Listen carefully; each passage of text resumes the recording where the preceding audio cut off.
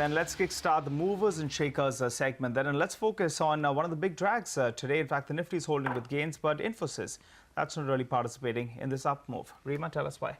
Well, there's no particular news, but Infosys, some of the things that we've gathered that have happened in the last few days. One was Sikka's internal email to his employees, which he sent, around New Year's, where he only stresses the importance of automation and cognitive abilities, etc.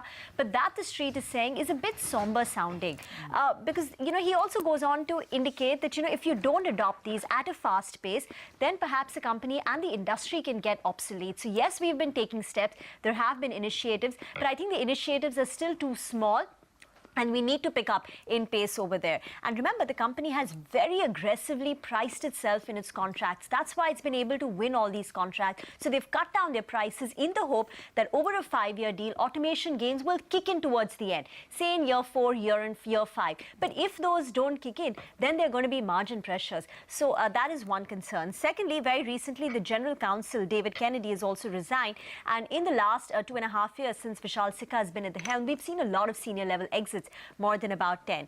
And finally, there was also an outsourcing analyst firm, which is called Everest Group. And they had, recently said that, automation can actually reduce revenues of the existing book to the tune of about 3% in 2017, because, that's how much the legacy book is shrinking, and they're taking away businesses, because of automation, your business is actually coming down. So which means 2017, 2018, perhaps, according to them, may not be such great years. So, these are a few factors, but again, nothing new, which has come up overnight, which has resulted in the stock down close to about 1.5%. But the stock is down well since, demonetization IT has. And today now funds, regional, funds are all back in play, and maybe there is some amount of profit booking. All right, and that's about Infosys, but the first cue of